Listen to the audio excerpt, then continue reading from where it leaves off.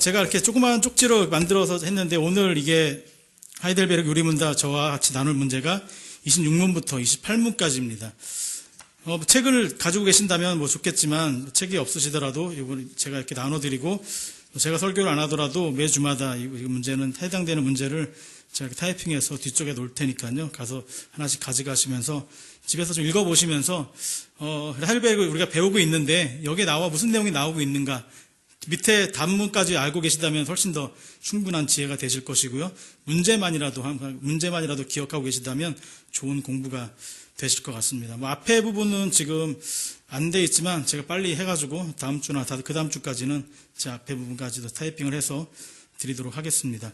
그래서 지금 우리가 그 하이델베르크 교리문답을 계속 하고 있는데 이 하이델베르크에 뭔 내용이 나와 있느냐라는 것도 한번 알고 넘어가시는 게 그래도 공부하시는 데 커다란 도움이 되실 것 같습니다. 그래서 지금 우리가 19주차, 지금 9주차를 하고 있어요. 9주차를 하고 있는데 그 앞부분에는 계속 죄에 대한 비참함, 그리고 중보자, 그 다음에 지난주에는 누구에 대해서 배웠죠? 성부, 성자, 성령, 삼위일체에 대해서 배웠습니다. 그리고 이번 주부터 들어가는 부분이 이제 사도신경, 우리 아까 외웠던 사도신경에서 전능하사 천지를 만드신 하나님 아버지를 내가 믿사오며 라고 그 부분에 대해서 오늘 들어가려고 합니다. 그 부분이 이제 창조에 대한 부분이고요. 거기와 연결이 되어져 있는 부분이 이제 27문과 28문에 나와 있는 것처럼 하나님의 섭리에 대해서 같이 이야기가 되고 있는 것입니다. 실제적으로 우리가 하나님의 창조는 믿습니다. 하나님의 창조는 누구든지 그 부분은 공감을 하고 들어갑니다. 하지만 그 뒤에 이어 나오는 하나님께서 천지를 창조하셨다면 그 천지를 창조하셔서 이 모든 만물을 하나님의 계획 가운데서 이끌어가고 계시다라는 섭리에 대한 부분은 우리가 조금 등한시하고 있다라는 부분을 보게 됩니다. 그리고 그 섭리에 대한 부분은 내가 아무래도 계획했던 그대로 하나님께서 나의 삶의 인도하심에 같이 동행해 주시면 좋겠지, 하나님의 그 계획하신 가운데 내가 그 안에 들어가서 살기는 어느덧 내 마음에는 그런 것을 원하지 않는 삶이 우리들에게 있다라는 것을 발견하게 되어집니다. 그래서 오늘 이 창조와 섭리를 같이 한번 보면서 우리 안에 그런 부분들이 좀 깨어지길 원하고요. 그리고 우리 일상 가운데 살아다 보면 우연이라는 부분이 있습니다. 우연히. 이 일은 우연히 된 거겠지. 그리고 앞으로 어떻게 살다 보면 어떻게 되겠지. 우연히 되겠지라는 그런 우연이나 어떻게라는 그런 단어가 좀 우리 안에서 좀 사라지길 원합니다. 실제적으로 이 단어가 굉장히 우리 믿는 자들에게 실제적으로 없어져야 되는 부분에도 불구하고 우리는 뭐든가 그런 걸 기다려요. 솔직히 목회자인 저 자신에게도 혹시나 우연히 어쩌다 이런 것들이 기다려질 때가 많이 있는 것을 보게 됩니다. 그런 것들이 오늘 좀 마음에 새겨지면서 이런 것들이 좀 우리 안에서 좀 제거되기를 원하는 마음으로 같이 한번 새 문을 같이 한번 나눠보려고 합니다. 일반 서적들은 그 책을 쓰게 되게 보면 앞부분에 보게 되면 책을 쓰게 된 목적과 그리고 추천의 글과 지은이의 양력에 등에서 기록이 되어집니다. 하지만 이 성경을 딱 피게 되면 창세기 1장 1절에 뭐라고 나옵니까? 하나님이 천지를 창조하시니라 라고 시작이 되어집니다. 하나님은 어떤 분이십니까? 하나님은 어떤 분인가에 대해서 성경책에서는 그렇게 설명하고 있지는 않아요. 그리고 우리는 하나님을 믿는다고 하지만 우리는 하나님 우리 생각 가운데서 하나님의 존재를 때로 너무 약화시킬 때가 있는 것을 보게 됩니다. 그러니까 우리 시야가 자체가 좁다 보니까 우리가 보는 그 범위 내에서 하나님을 볼 수밖에 없는 것이죠. 그 자체가 굉장히 좁습니다. 그리고 우리 생각 가운데서 하나님의 존재를 약하게 보고 또 그리고 보이지 않는 분이기 때문에 우리가 믿을 수 있을까 없을까라는 그런 완전히 믿지 못하는 삶 가운데도 살아가는 것을 보게 되어 있습니다. 하나님은 모든 만물 위에 계십니다. 그리고 그분은 창조자가 되십니다. 그래서 이 내용을 아까 먼저 말씀을 드릴 거고요. 그리고 하나님 이 세상을 하나님의 계획 가운데서 운행하고 계십니다. 모든 만물, 이 땅에 속해 있는 모든 만물, 우주 만물까지도 하나님의 계획 가운데서 운행하고 계시고 그것을 지키시는 것을 섭리라고 하며 그것을 생각해 보려고 합니다. 사람들은 세상 모든 것을 꼭 눈으로 확인하고야 믿으려고 하고 있습니다. 그 길이 또한 가장 안전한 방법이라고 생각을 합니다. 하지만 하나님을 믿는 길에서는 말씀을 통해서 또한 그것을 깨닫게 하시는 성령님의 도움을 통해서 믿음을 갖도록 이끌어 주십니다. 우리는 나무를 심습니다. 우리 교회 앞에도 화분이 있죠. 나무는 반드시 뭐가 있죠? 뿌리가 있습니다. 뿌리. 나무는 반드시 그 밑에 보이지 않는 그 부분에 뿌리가 있어서 그 뿌리를 통해서 물과 영양분을 공급을 해주는 동시에 그 뿌리가 얼마만큼 깊숙이 들어가 있느냐에 따라서 그 뿌리가 나무를 버틸 수 있는 버팀목의 역할을 하고 있습니다. 하지만 그 뿌리는 우리 눈에 보이지 않습니다. 밤에 이제 우리 끝나고 나가시다 보면 구름과 달이 떠 있습니다. 달이 굉장히 빨리, 어떨 때는 빨리 움직이는 것 같습니다. 하지만 달은 그 자리에 멈춰 있습니다. 구름이 움직이는 것입니다. 낮에 역시 해를 쳐다다 보면 해가 뜨고 해가 지는 것이 보일 때 해가 뜨고 해가 지는 것, 해가 움직이는 것이 아닙니다. 뭐가 움직이는 것이죠? 우리 학교에서 배웠죠. 이것은 지구가 움직이는 것입니다. 그것도 모든가 보이지 않는 것이지만 그 안에는 여러 가지 움직임이 있음을 알 수가 있게 됩니다. 그래서 이 세상은 보이는 것이 30%, 보이지 않는 것이 70%로 존재한다고 합니다. 소리, 냄새, 공기, 전파, 미생물 등 모두 눈으로 확인이 되고 있지는 않지만 우리 집에서 쓰고 있는 그런 도구들 통해서 냄새를 알게 되고 우리가 또 쓰고 있는 핸드폰 등 같은 걸 통해서 소리를 통해 알게 되고 TV를 통해서 전파가 있다는 것을 알게 됩니다. 그리고 현미경을 통해서 그 작은 미생물까지 있다는 것을 우리 눈으로 확인하고 있게 됩니다. 이런 것들이 존재하고 있구나라는 것을 생각할 수 있게 되어지는 것이죠. 이런 것들이 존재하게 된 것에 대해서 사람들은 이것은 신의 존재를 생각하지 않고 우연히 물질들이 이렇게 저렇게 합쳐져 생겨난 것이라고 말을 합니다. 이것을 진화론이라고 합니다.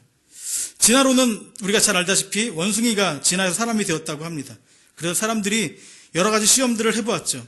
어떤 실험을 해봤냐면 원숭이의 피를 사람에게 수혈해 보았습니다. 원숭이가 이 사람들의 조상이니까 그 원숭이의 피를 사람의 피에게 주면 살지 않을까라고 원숭이의 피를 사람의 피에게 수혈을 해봅니다. 살 수 있을까요? 살지 못했습니다. 죽었습니다. 또 이런 실험을 해봅니다. 그래도 원숭이가 사람의 조상이니까 사람의 말을 원숭이에게 가르치면 원숭이가 그 말을 배우지 않을까, 사람들의 말을 배우지 않을까라고 생각을 해서 100년 동안 수많은 방법으로 원숭이에게 말을 가르칩니다. 원숭이가 말을 할까요? 꽥꽥 소리만 질러댑니다. 말을 할 수 없습니다. 해서 원숭이 말을 가르쳤지만 지금까지 이 사람의 말을 배운 원숭이는 없다고 합니다. 단 한 마리도 존재하지 않는다라는 것이죠. 그래서 이 진화론을 교과서에서 삭제시킨 나라들이 많이 생겨나게 됩니다. 그럼 이 세상은 과연 어떻게 생겨날 것인가? 오늘 골로새 1장 15절 말씀해 보게 되면 모든 피조물보다 먼저 나신 이가 있다라고 합니다. 1장 15절에 보면은 모든 피조물보다 먼저 나신 이가 있으니라고 시작을 합니다. 그러니까 피조물이 생겨나기 전에 그것을 지으신 분이 있다라는 것을 창세기 1장 1절에도 아까 말씀드렸고 지금 이 골로새서 1장 15절에도 언급이 되고 있는 것을 보게 됩니다. 물론 이 골로새서는 예수 그리스도를 설명하고 있는 것이지만 이 그리스도가 하나님의 형상이라고 고린도후서 4장 4절에도 표현이 되어지고 있으며 요한복음 1장 18절에 의하면 본래 하나님을 본 사람이 없으되 아버지 품속에 있는 독생하신 하나님이 나타나셨느니라고 했고 예수님 자신은 나를 본 자는 아버지를 보았다라고 요한복음 14장 9절에도 선언하고 있는 것을 보게 됩니다. 이것은 그리스도를 통해서 하나님의 분명한 나타나심을 말해주고 있는 것입니다. 그래서 지금 이 그리스도를 표현하고 있는 것이지만 15절에 그리스도를 표현하고 있는 것이지만 이 그리스도의 영원함과 그리고 성부와 그리스도가 하나가 되었다라는 것을 표현함으로 인해서 이 예수님과 하나님이 한 몸이다라는 것을 표현함으로 인해서 지금 이 모든 피조물보다 먼저 나신 이가 계시다라는 부분을 언급할 수가 있게 되어지는 것이죠. 그래서 그렇게 언급이 되어진 예수님 역시 하나님이심을 표현함과 동시에 만물이 창조되는 그때 하나님과 예수님은 같이 계셨음을 이야기하고 있는 것입니다. 성부 하나님, 성자 하나님이 존재하신 것과 같이 시간적으로 만물이 창조 이전에 존재하셨고 그런 만큼 만물에 대한 우월성을 갖는다는 것을 1장 15절엔 이어서 표현하고 있는 것이죠. 그리고 16절에 보게 되면 역시 만물이 그에게서 창조되되 하늘과 땅에서 보이는 것들과 보이지 않는 것들 이렇게 보이지 않는 것들과 보이는 것들이 그에게서 창조되고 있다라는 것을 계속해서 뒷받침해주고 있는 것을 보게 되어집니다. 그리고 16절 중간에 나와 있는 왕권들, 주권들이나 통치자들, 권세자들이나 만물이 다 그로 말미암고 그를 위하여 창조되었다라고 다시 한번 15절에 있는 것을 16절에 더욱 강화시켜주는 것을 보게 되어집니다. 보이는 것들은 30%, 그리고 보이지 않는 것들 70호에 해당되는 모든 것들이 하나님에 의해서 창조되어 있었고 그 창조된 목적은 바로 그를 위하여 창조되었다라는 것을 표현하고 있는 것이죠. 그러니까 창조된 목적은 하나입니다. 창조된 목적은 다른 목적이 있는 것이 아니라 오직 하나님을 위하여, 하나님의 영광을 위하여 창조되었다라는 것을 우리가 알 수 있게 되어지는 것이죠. 이 세상 모든 만물들은 그 하나님의 영광을 위해 창조된 것을 우리는 많이 들었고 그 다음에 우리가 이제 학습세를 받게 되는 첫 번째 질문에도 이것이 나오게 되어지는 것을 보게 됩니다. 그래서 이렇게 나오죠. 사람의 제일 되는 목적이 무엇입니까? 하나님을 영화롭게 하는 것과 영원토록 그를 즐겁게 하는 것입니다. 이렇게 하는 것이 그를 영화롭게 하는 것이, 어떻게 하는 것이 그를 영화롭게 하는 것입니까? 라고 물어본다면, 짧게 표현한다면 우린 날마다 예배하며 살아가는 것입니다. 라고 표현할 수 있는 것이죠. 그를 진정으로 높이고 인정하며 살아가는 것이 바로 하나님을 영화롭게 하는 것이다 라고 할 수 있는 것입니다. 이렇게 창조된 자들은 하나님의 지혜를 가지고 세상을 살아갑니다. 하지만 인간이 가지고 있는 힘으로 이 세상을 지킬 수가 없고 보존할 수가 없습니다. 우리가 가지고 있는 힘은 작고 약하기 때문에 그 영역 안에서만 존재하지 그 영역 밖에서는 그 일들을 감당해 나갈 수가 없습니다. 하나님이 지켜주셔야 이 세상이 존재할 수 있는 것입니다. 하나님이 이 세상을 만드셨고 이 세상을 하나님의 뜻 안에 하나님께서 붙잡고 계셔야 이 세상은 존재할 수 있는 것입니다. 이것을 하나님의 붙드심, 하나님의 섭리다라고 이야기를 하고 있는 것입니다. 하나님의 붙드심, 하나님의 섭리, 하나님의 계획하시는 가운데서 이 모든 것이 창조가 되어졌고 창조된 모든 만물은 하나님께서 붙들어 계시고 그리고 하나님께 계획하신 데서 하나하나 운행하시고 그것을 지켜주셔야 그 모든 일들이 진행되어지고 있다라는 것이죠. 그런데 우리는 우리 시야로 그것들을 바라볼 수 못합니다. 그리고 나에게 가지고 다가오는 고난을 볼 때도 하나님이 과연 나에게 얼마만큼의 사랑을 베푸시고 은혜를 베푸시는가라는 걸 생각해 보면서 때로는 우리는 하나님에 대해서 원망하기도 합니다. 하지만 하나님이 이 시간에 여러분들에게 또 저에게 주는 가장 좋은 것이 바로 지금 이 시간에 주시는 것이다라는 것을 믿으시길 바라겠습니다. 그것이 은혜라는 것입니다. 그것을 바르게 알고 바르게 깨닫는 자들이 이 섭리에 대해서 기뻐할 수 있고 이 섭리에 대해서 인정하실 수 있다라는 것입니다. 하이델베르크 27문에 이렇게 질문합니다. 오늘 나눠드렸던 거 같이 한번 보실까요? 하이델베르크 27문에 질문을 같이 한번 읽어보고 단문을 같이 한번 읽도록 하겠습니다. 27문 이렇게 질문합니다. 당신은 하나님의 섭리에 대해서 어떻게 이해합니까? 이렇게 질문을 합니다. 당신은 하나님의 섭리에 대해서 어떻게 이해합니까? 답을 같이 한번 읽어보도록 하겠습니다. 읽겠습니다. 시작. 하나님이 전능하시며 언제나 함께하는 권능을 가리킵니다. 그 권능을 통해 자기의 손으로 하시는 것처럼 하나님은 여전히 하늘과 땅과 모든 피조물을 보존하며 다스리십니다. 따라서 잎새와 풀, 비와 가뭄, 풍년과 흉년, 먹을 것과 마실 것, 건강과 질병, 부여와 가난 등 이 모든 것들은 우연에 의해서가 아니라 우리 아버지이신 하나님의 손에 의해 우리에게 주어집니다. 예, 잘 기억해 주셨으면 좋겠습니다. 하나님께서는 이 100%의 모든 만물을 창조하셨습니다. 100%입니다. 1%도 그 안에 빠져 있지는 않습니다. 그 모든 만물을 주관하시고 이끄시는 것입니다. 그래서 아까 제가 서두에 말씀드린 것처럼 오늘 이후로 여러분은 우연이란 말을 잊으시기를 바라겠습니다. 우연이 되는 일은 없습니다. 모두가 하나님의 계획하시는 가운데서 이루어지는 일입니다. 쉽게 바꾸지 않는 것이지만 우리의 마음에 우연이 어떻게 되겠지라는 생각보단 하나님의 뜻으로 이끌어지고 있다는 것을 같이 고백하며 그분의 선하심, 그분의 전능하심을 믿고 지금 우리 하나님 이끄시는 이 시점을 진심으로 감사하며 나아가야 한다는 것입니다. 아까 제가 말씀드린 것처럼 나에게 지금 고난이 있고 좀 닥쳐온 위기와 어려움이 있을지라도 지금 하나님이 우리에게 주시는 최선의 좋은 것이다라는 것입니다. 왜냐하면 그분은 전능하시고 그분은 선하시고 그분은 진실하시기 때문에 그렇습니다. 시편 104편 24편을 보게 되면 여호와여 주께서 하신 일이 어찌 그리 많은지요. 주께서 지혜로 그들을 다 지으셨으니 주께서 지으신 것들이 땅에 가득하니이다. 27절에 보게 되면 이것들은 다 주께서 때를 따라 먹을 것을 주시기를 바라나이다. 인간적인 표현이죠. 다 주께서 때를 따라 먹을 것을 주시기를 바랍니다. 모든 만물들에게 먹을 것을 주시기를 바란다라고 표현하고 있는 것입니다. 이것은 다르게 표현하게 되면 하나님의 섭리에 의해서 움직이고 있음을 표현하는 것입니다. 오늘 본문에 있는 골로새서 1장 17절 보면 끝에도 이렇게 나와 있지요. 만물이 그 안에 함께 섰느니라. 만물이 그 안에 함께 섰느니라. 그리스도는 만물의 통일의 원리이며 모든 만물을 창조물을 유지하는 분임을 말해주는 표현인 것입니다. 우리가 죄로 인해서 본성부터 이 부패된 상태이기에 하나님을 바라볼 수 없는 자로 태어나 이 세상을 주관하신 하나님을 바라볼 수 없기에 그 은혜를 깨닫지 못하는 것입니다. 또 때로는 우리가 하나님의 은혜를 통해서 구원의 손길을 받아서 구원받은 자로 살아가고 있지만 하나님을 날마다 가까이 하지 않은 노력을 하지 않게 되면 영원한 그 작은 씨앗 가운데 계속해서 존재할 수밖에 없는 것입니다.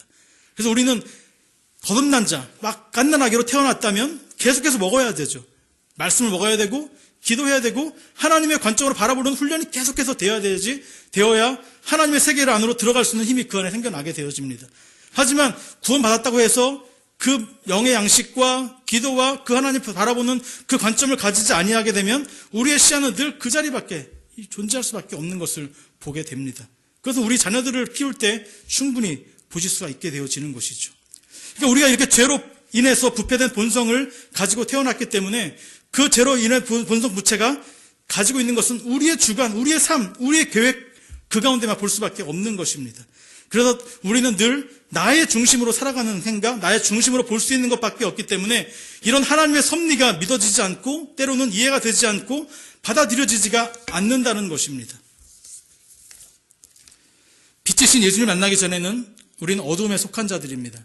그래서 요한복음에서는 자주 반복되는 부분이 있나 빛과 어둠에 대해서 계속 반복이 되고 있죠. 어둠에 속한 자들은 세상을 바라볼 수밖에 없습니다. 물질 중심, 권력 중심, 명예 중심, 나 중심, 모든 것이 자기 중심의 삶으로 살아가고 있게 되고 모든 것이 그 자기 중심에 서 있다 보니까 하나님의 뜻대로 움직여지고 있는 그 모든 섭리들이 나 중심에서 그것과 늘 어긋나져 있다는 것을 발견하게 되어진다는 것입니다. 하나님으로 채워지지 못한 자리들을 다른 것으로 채우려고 합니다. 그것들로 인해 그것들을 바라보다가 채워지지 못한 그 빈자리들을 하나님으로 채우지 못하다 보니까 자꾸 다른 것을 갈망하고 다른 것을 찾아가려고 하는 애씀이 그 삶에 있습니다. 자꾸 쌓으려고 합니다. 쌓아도 그것은 만족하지 못하는 싸움인 것입니다. 끝이 어딘지도 모르고 평생을 그렇게 달려가고 쌓아가게 되는 것입니다. 하지만 하나님은 국가든 개인이든 모든 것은 하나님의 섭리에 의해서 움직이고 있다는 것입니다. 우리가 알다시피 그러면 왜 저 북한들은 저 아프리카에 죽어가는 그 사람들도 하나님의 섭리에서 움직이고 계십니까? 청년들이 그런 질문들을 많이 합니다. 맞습니다. 모든 것도 하나님의 계획에 의해서 움직이고 있는 것입니다. 국가든 개인이든 모든 것들이 하나님의 섭리에 의해서 움직이고 있다는 것입니다. 느헤미야 9장 6절에 보게 되면 오직 주는 여호와시라 하늘과 하늘들의 하늘과 이럴 성신과 땅과 땅의 만물과 바다와 그 가운데 모든 것을 지으시고 다 보존하시오니 모든 천군이 주께 경배하나이다. 해서 다 보존하시오니 해서 보존이 바로 섭리라는 것입니다. 하늘과 이럴 성신, 만물, 바다 그 가운데 모든 것을 하나님께서 다 보존하시고 지키신다라는 것을 의미하고 있는 것이죠.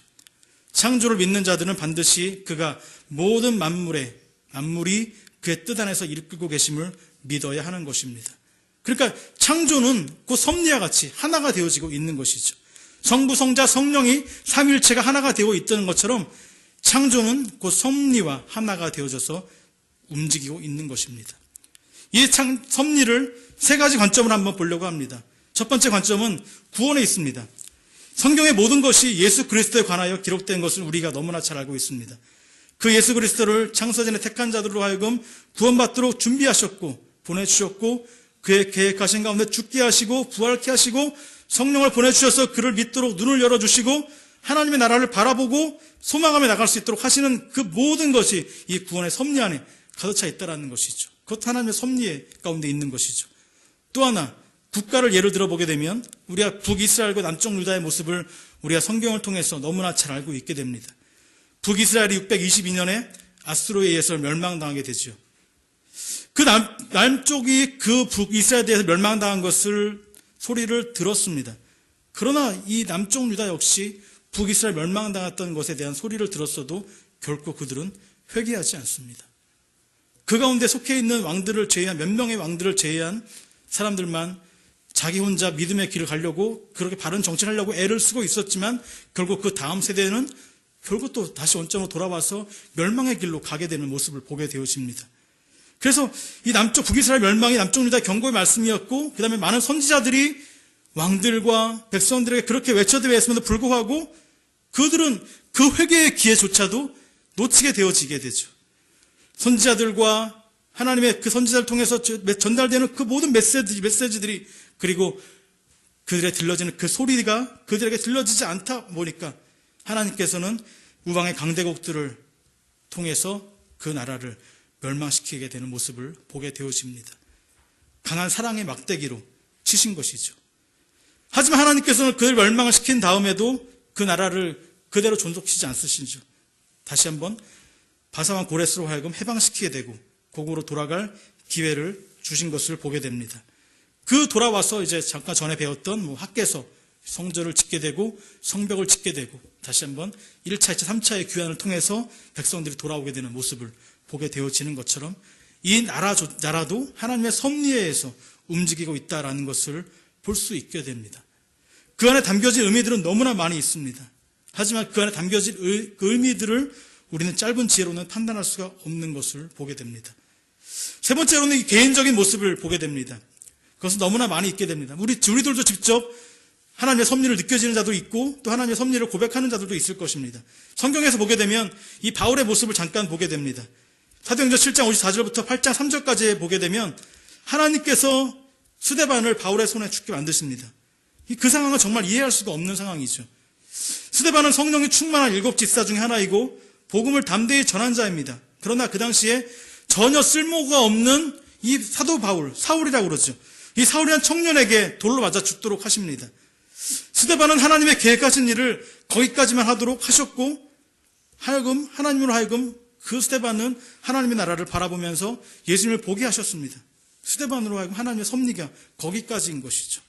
또 하나님께서는 근데 이 바울을 그 마음에 하나님께서 자극을 주시고 그 바울을 변화시킴으로 인해서 아시아와 유럽에 이 복음이 전달되도록 하시는 것을 보게 되어집니다. 바울이 아시아에게 복음을 전하라고 할 때 성령께서 아시아로 가려는 걸 막으시고 또 유럽으로 인도하는 것을 보게 됩니다.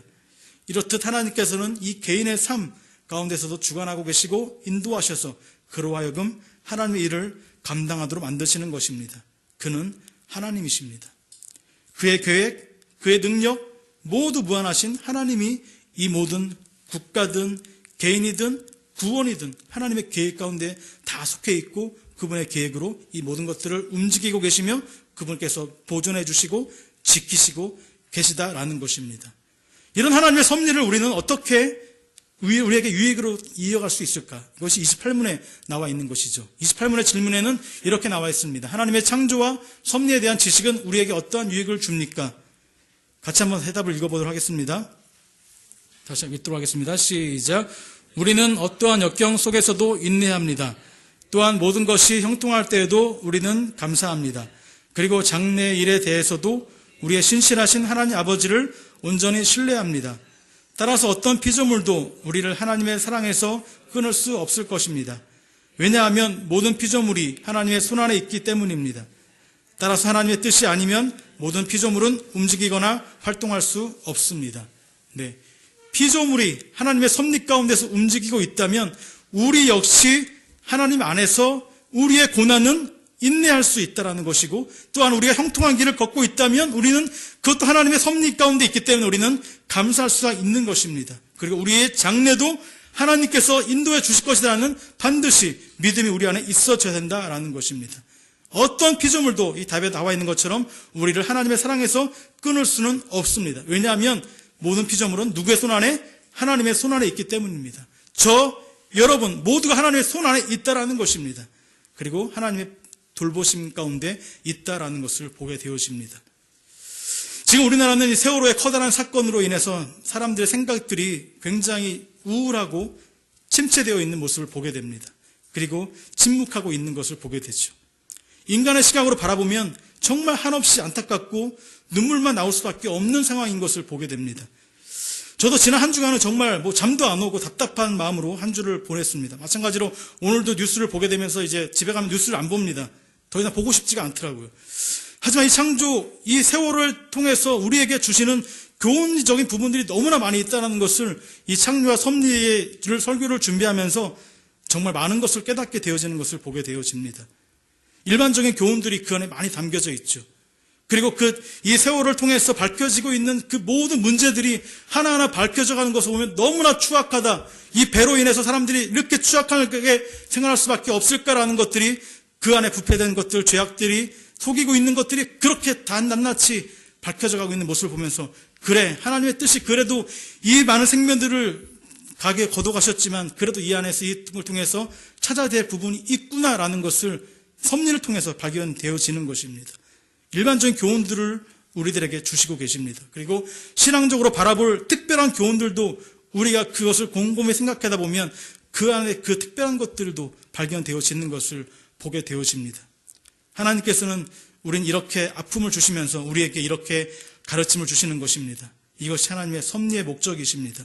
하나님은 이렇게 우리 때로는 아픔을 주시고 때로는 고통을 주시면서 하나님 앞으로 더 나아올 수 있도록 만들어 주시고 하나님이 어떠한 분인가라는 것을 좀 더 발견하면서 그분 안에 거하는 것이 진정한 기쁨이다라는 것을 발견하며 나아가기를 원하시고 계시다라는 것입니다.